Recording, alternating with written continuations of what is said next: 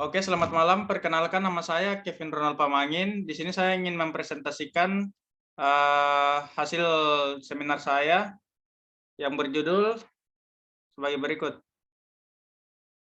Sabar, ini ada kendala.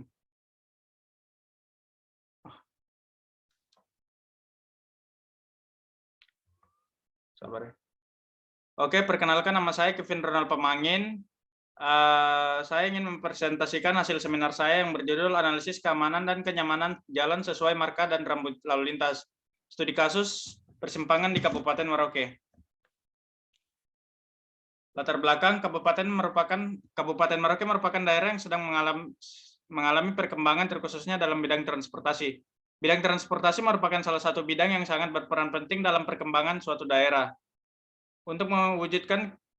Namun untuk beberapa alasan jalan di Merauke sendiri masih terbilang cukup minim tingkat keamanannya, yang dimana tingkat kecelakaan paling sering terjadi adalah di bagian persimpangan yang tidak memiliki lampu lalu lintas. Tidak adanya akses jalan yang cukup baik menjadi salah satu faktor penyebab kecelakaan sering terjadi. Untuk mewujudkan keamanan dan kenyamanan dalam berkendara, maka diperlukan akses jalan maupun marka yang memadai. Seiring waktu berkembangnya suatu daerah, di sana juga pasti terdapat pertumbuhan penduduk yang besar, sehingga dapat dipastikan jumlah kendaraan, baik motor, mobil, dan kendaraan berat lainnya pasti akan bertambah. Dengan bertambahnya jumlah kendaraan yang semakin banyak, maka perlu ditingkatkan juga suatu akses jalan maupun marka jalan agar keamanan dalam berkendara dapat terjadi. Pada beberapa jalan tertentu, terutama persimpangan, bisa ditemukan beberapa akses transportasi yang sudah tidak layak untuk digunakan, dan beberapa lampu lalu lintas yang tidak berfungsi. Keamanan dalam berkendara di Merauke dapat diwujudkan apabila adanya rambu-rambu marka jalan maupun fasilitas yang memadai, ditambah dengan edukasi kepada masyarakat tentang betapa pentingnya rambu lalu lintas dan marka jalan bagi diri mereka sendiri. Oke, selanjutnya rumusan masalah mengacu pada latar belakang masalah yang dibahas sebelumnya, maka diperoleh rumusan masalah sebagai berikut. Yang pertama adalah, apakah dengan adanya rambu dan marka jalan dapat mempengaruhi kenyamanan dan keselamatan berkendara? Yang kedua, bagaimanakah pengaruh permasalahan yang terjadi di beberapa simpang di Merauke akibat akses jalan yang buruk? Adapun tujuan penelitian ini dilakukan sebagai berikut. Yang pertama, mengetahui cara mewujudkan keamanan dan kenyamanan dalam berkendara melalui rambu dan marka jalan. Yang kedua adalah mengetahui faktor permasalahan yang terjadi di beberapa simpang di Kota Merauke dan juga pengaruh marka jalan terhadap keamanan berkendara. Selanjutnya adalah manfaat. Manfaat dari penelitian ini yakni sebagai berikut. Hasil dari penelitian diharapkan dapat menjadi rujukan untuk menambah wawasan tentang manfaat dari marka-marka dan juga akses jalan dalam berkendara dan dapat meminimalisir kecelakaan yang terjadi. Yang kedua adalah meningkatkan wawasan dan ilmu pengetahuan dengan adanya edukasi tentang marka-marka jalan dan juga geometri jalan yang diharapkan dapat dipelajari guna meningkatkan keamanan dan dalam berkendara. Selanjutnya adalah batasan masalah. Dengan maksud untuk mempermudah penyelesaian masalah dalam penelitian ini dan menghindari penelitian yang umum, maka batasan masalah yang benar-benar diperlukan pada penelitian ini meliputi yaitu pertama, marka yang digunakan adalah marka pada persimpangan. Yang kedua adalah jalan berpusat pada 2 titik persimpangan dan 1 akses jalan rusak. Meninjau beberapa masalah pada persimpangan yang mempunyai akses jalan yang buruk, penelitian ini dilakukan dengan mengambil beberapa responden atau sampel di lapangan. Selanjutnya adalah landasan teori dan tinjauan pustaka. Kajian teori pengertian marka jalan. Marka jalan adalah suatu tanda yang berada di permukaan jalan atau di atas permukaan jalan yang meliputi peralatan atau tanda yang membentuk garis bujur, garis melintang, garis serong, serta lambang lainnya yang berfungsi untuk mengarahkan arus lalu lintas dan membatasi daerah kepentingan lalu lintas. Pengelompokan marka jalan terbagi menjadi marka membujur, marka putus-putus, marka utuh. Marka membujur sendiri adalah tanda yang sejajar dengan sumbu jalan. Sedangkan marka putus-putus, garis marka ini memiliki arti bahwa diperbolehkan melintasi marka ini bila hendak pindah ke jalur sebelahnya yang kosong atau ingin menyalip kendaraan di depan. Ketiga, garis marka utuh yaitu garis marka ini merupakan kebalikan dari marka putus-putus tadi. Tidak boleh melewati marka ini. Selanjutnya adalah marka putus-putus menjelang marka utuh, di mana memiliki pengertian marka ini memiliki arti bahwa jika berada di jalur ini, maka kendaraan boleh melintasi ke jalur sebelahnya yang kosong. Yang kedua adalah marka putus-putus dan utuh menjelang marka 2 utuh, yang dimana memiliki arti kendaraan harus mengambil sebelah kiri garis utuh ini dan jangan melintasi untuk melewati. Marka 2 utuh yaitu memiliki pengertian harus mengambil sebelah kiri jalur rangkap, tidak diperbolehkan melintasi garis tersebut untuk melewati kendaraan maupun membelok. Selanjutnya adalah marka melintang, marka sorong, dan marka lambang. Marka melintang sendiri adalah kendaraan yang tegak lurus terhadap sumbu jalan seperti garis henti di zebra cross dan persimpangan. Marka sorong adalah tanda yang membentuk garis utuh yang tidak termasuk dalam pengertian marka membujur atau melintang. Sedangkan marka lambang adalah tanda yang mengandung arti tertentu untuk menyatakan peringatan, perintah, dan larangan untuk melengkapi atau menegaskan maksud yang telah disampaikan oleh rambu-rambu lalu lintas dan tanda lalu lintas lainnya. Rambu lalu lintas jalan merupakan alat pengendali lalu lintas untuk menyampaikan informasi berupa peringatan, larangan, perintah, atau petunjuk dengan tujuan untuk menjaga keamanan, ketertiban, kelancaran, dan kenyamanan bagi pengguna jalan. Terdapat tiga bentuk informasi yang masing-masing memiliki arti dan makna tersendiri, antara lain makna perintah dan larangan merupakan informasi yang harus dipatuhi dan ditaati. Peringatan merupakan informasi terhadap suatu kondisi di lingkungan lalu lintas seperti suatu kondisi jalan yang rawan bahaya dan lain-lain. Petunjuk merupakan informasi lokasi tempat arah, jarak, fasilitas-fasilitas, dan lain-lain.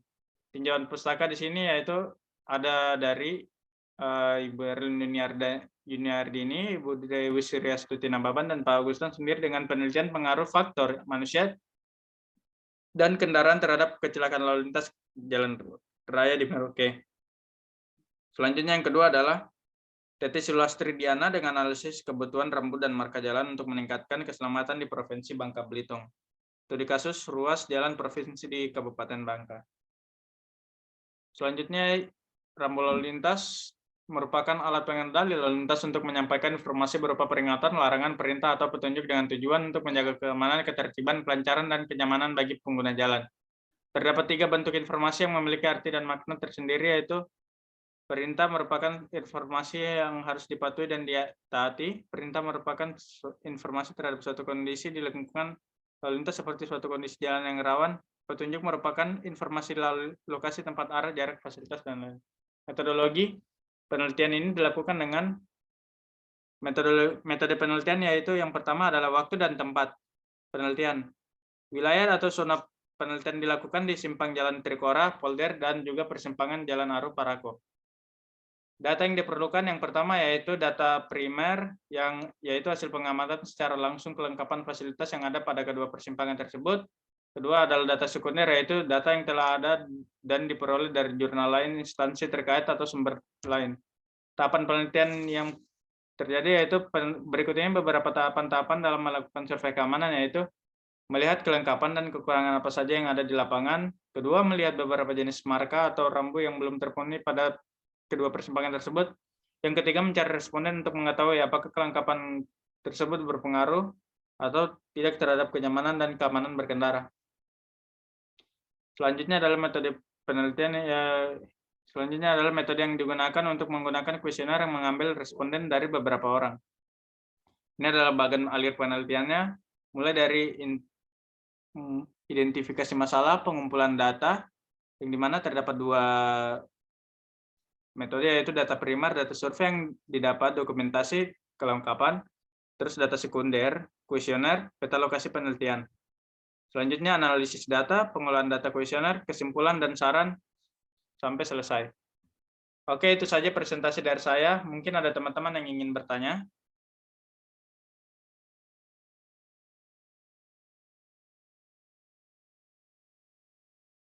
Di sini saya membuka sesi tanya jawab. Mungkin ada teman-teman yang mau bertanya.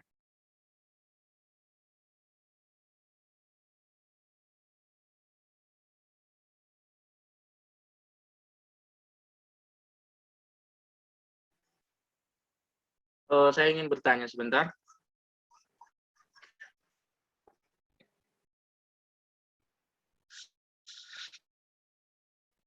Di sini saya masih bingung tentang penjelasan dari saudara. Jadi saya ingin bertanya tentang bagaimana marka jalan dapat membantu mengurangi kecelakaan. Itu aja. Sekian. Kalau untuk itu jawabannya, mungkin saya bisa jawab ya. Kalau menurut saya, marka jalan dapat mengurangi kecelakaan karena setiap tipe maupun marka jalan yang telah ada membantu para pengendara dapat mengetahui arah, misalnya dengan adanya marka penunjuk arah di lingkaran yang dimana terdapat di Libras itu kan ada marka jalan yang merupakan penunjuk arah untuk putarnya itu. Terus yang berfungsi sebagai yang dimana marka jalan itu yang lingkaran tadi itu berfungsi agar pengendara tidak akan lagi kesulitan atau bingung dalam mengambil jalan yang ingin dilaluinya. Oke, itu saja mungkin. Ada lagi?